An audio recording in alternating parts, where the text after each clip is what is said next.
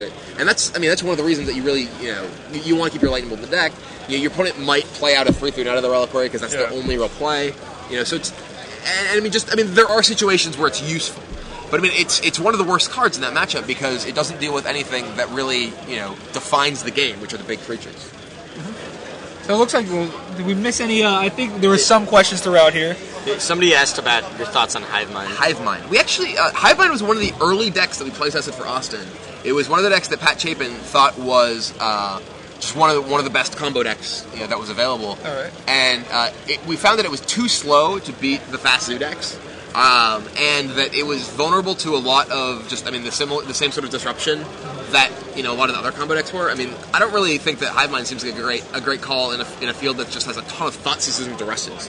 You're a deck that is revolves around assembling a very specific combination of cards that you need to do that fairly quickly to beat a lot of these decks. And even it also is a combo deck that once it goes off can just not win because your opponent pays the upkeep on pack. If you don't win quickly, a lot of decks like if you're playing against a zoo deck or whatever that just has access to a lot of colors of mana, it's like okay, I pay for Pact of the Titan.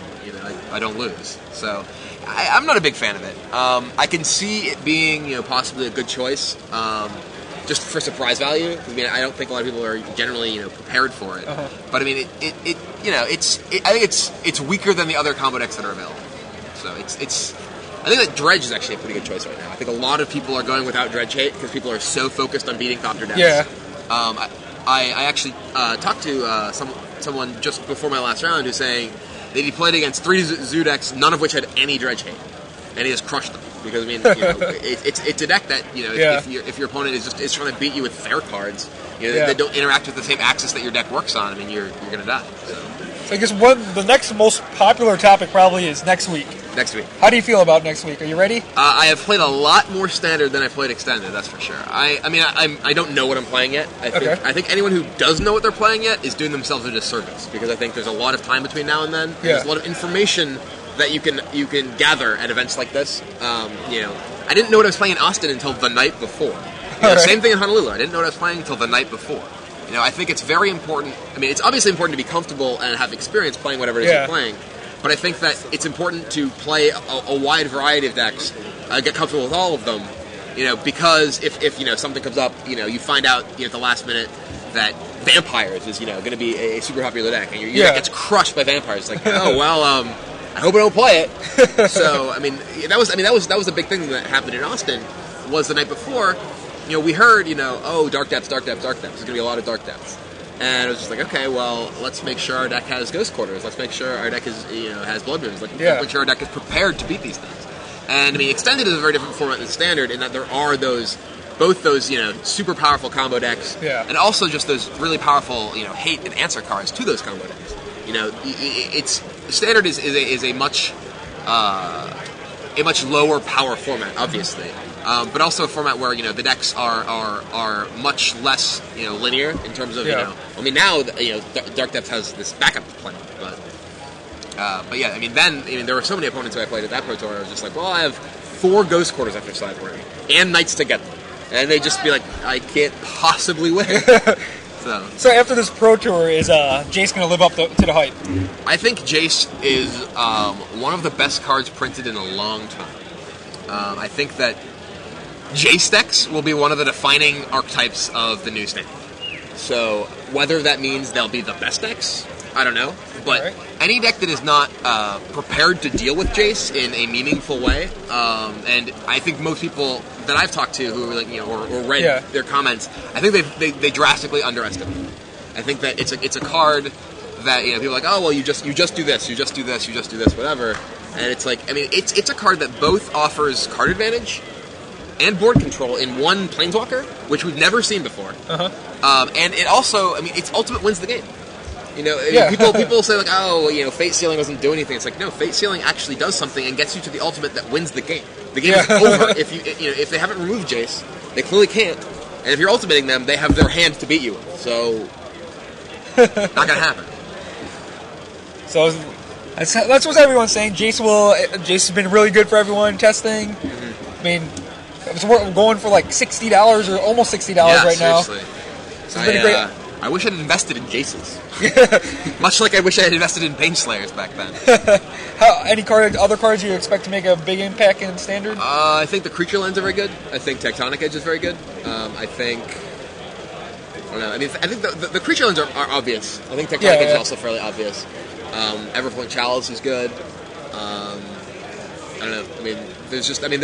I think that there's a lot of cards that make you sort of like rethink just the way that sort of like I was talking again to Ben Stark last night about Jund and how the way that Jund sort of they're all about removal and trading and this and once you sort of get to that point and then you have like manlands and your opponent doesn't, you just gotten this advantage and you don't necessarily need a way to kill a finisher to kill your opponent because you just have manlands. It's like you can trade with whatever resources your opponent has, and then kill them with your lands. So just because that's so important, I think Tectonic Edge will be important. And again, like your deck has to be able to deal with Jace. If you're playing some stupid white creature deck that's just like, well, I have a guy. They're like, okay, Jace, bounce it. You're like, well, I have no more plan. Like Calcite Snapper will be good. The Abyssal Persecutor. There's a lot of talk about that. I don't think that card is good. So don't invest in it now. I would put a sell call on Abyssal Persecutor. Actually, I don't know what the price is at now, but I think that card is. That's obviously a very exciting card, and I think a lot of the sort of price hype around that card is that it's. Wow, it's a 6/6 flyer for 4, and like it has it's a demon. Like these are all just cool things about it. But you have to build your deck in a certain way, to actually be able to ever win if you play. Yeah. I definitely watch a number of playtest games. Like we've played with it a lot. Okay. I definitely watched a number of playtest games where Ben Rubin was just sitting there with an Abyssal Persecutor and played. Drew another one. Was like, what do I do now? If I play the second one, now I have to kill both of them before I can win. If there was a card like Damnation, I think that it would be a lot better. If there's a card like Massacre, or Mutilate, rather. Whatever. It was Mutilate. But yeah, I think that I wouldn't be surprised to see a deck that has that card do reasonably well. Yeah. I don't think it's worth the hype. So. Fair enough. Did you miss any other questions? We wanted to thank our sponsor of Good Decks Live, mtgchicago.com, your source for all the singles you need for decks like yours or any deck you want to build. If you use the coupon code GGsLive at mtgchicago.com, you'll get 15% off a purchase $35 or more. So thanks, mtgchicago.com. And I'm totally using your list of what people are playing to scout. Not that I am going to play them because I'm losing. But, to be fair, if I do lose one of my next few rounds, I have a day and a half to draft, which is actually awesome. So there'll be a lot. Yeah, that's actually equally valuable to me. For the big prize next weekend. Yeah, obviously I want to do well in the Grand Prix. Yes, but I like the fact that they have, for people who are traveling, that they have a Grand Prix immediately preceding a Pro Tour. It makes a lot of sense. But for people who are playing in the Pro Tour, it's a lot that you have to do. And in particular, like the group that I play with, there wasn't much interest in playing extended. No one was coming to the Grand Prix other than me. Me, Paul Wright, Matt Sperling. So. Ben Rubin didn't come, Pat Chapin didn't come, Mark Bergholz didn't come, Gabriel Nassif didn't come. So they were spending a lot of time practicing for the Pro Tour. So it's really a matter of prioritizing, and the Pro Tour matters a lot more. Yeah.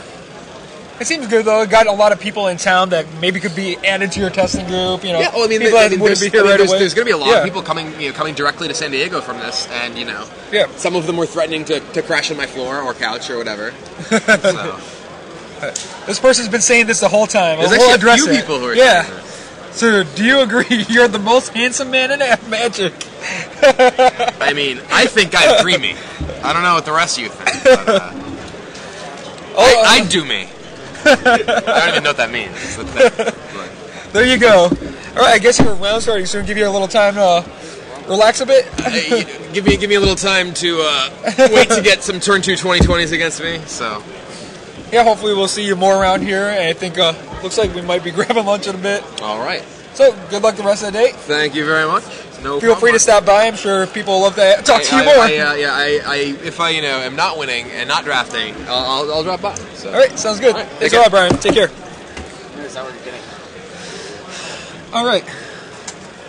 So there was So that was Brian Kibler for you, and thanks again to our sponsor of Good Decks Live, mtgchicago.com. your source for all singles you need for any deck you want to build, even the one